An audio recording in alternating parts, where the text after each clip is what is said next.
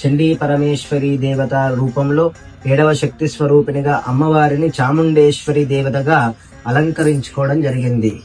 చంద్రుడు అనేటువంటి ఒక రాక్షస సంహారం చేయడం, అలాగే ముందుండేటువంటి రాక్షస సంహారం చేయడం కారణంగా అమ్మవారికి చాముండేశ్వరి దేవిగా పేరు వచ్చిందంట.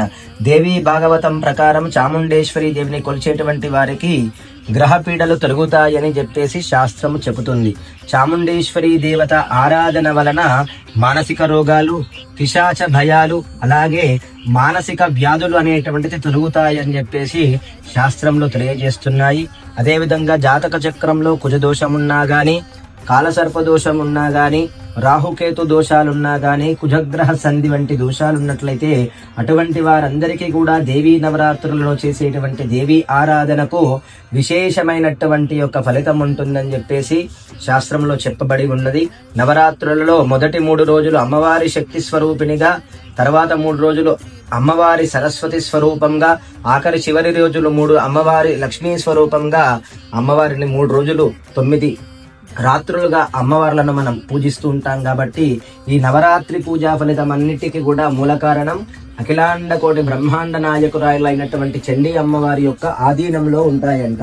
కాబట్టి అమ్మవారిని మనస్ఫూర్తిగా వేడుకుంటూ, తల్లి నీ బిడ్డగా నేను పూజా కార్యక్రమాన్ని చేస్తున్నాను, నా యొక్క గృహమునందు ధన కనక వస్తువాహన అష్టేశ్వరమనన్ని కూడా ప్రసాదింపజేసే విధంగా చూడు అని చెప్పేసి అమ్మవారిని మనస్ఫూర్తిగా స్మరణ చేస్తూ ఉండాలి. ఈ 9 రోజులు కూడా ఈ అమ్మవారి యొక్క ఆధీనంలో ఉంటాయంట. అంటే వైదికంగా అన్నిటికంటే పెద్ద పూజ ఏమిటి అనంటే చండీ అమ్మవారి యొక్క పూజ. అర్థమైందమ్మా?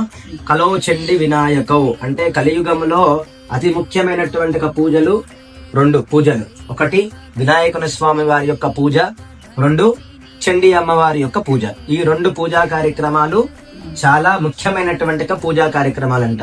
అంటే ఏ కార్యక్రమాన్ని తలపెట్టినా కూడా సమస్త విఘ్న దోషములన్నీ కూడా తొలగిపోవాలంటే గణపతి స్వామి వారి యొక్క అనుగ్రహం ఉండాలి.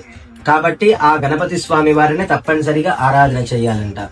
అదేవిధంగా సమస్త గ్రహ దోషములు అన్నిటికీ కూడా మూల కారణము అమ్మనే. కాబట్టి అన్ని కూడా ఈమె యొక్క ఆధీనంలోనే నడుస్తూ ఉంటాయంట. వైదికంగా పెద్దది పూజ ఏమిటి అంటే ఈమెనేగా వైదిక పద్ధతిలో. కాబట్టి అమ్మ యొక్క ఆధీనంలో ఉంటాయి కాబట్టి ఈమెనే చూసుకుంటది. కాబట్టి అమ్మవారి యొక్క పూజా కార్యక్రమం అనేటువంటి చాలా విశేషమైనటువంటి ఫలితాన్ని అనేటువంటిది ఇస్తాయట.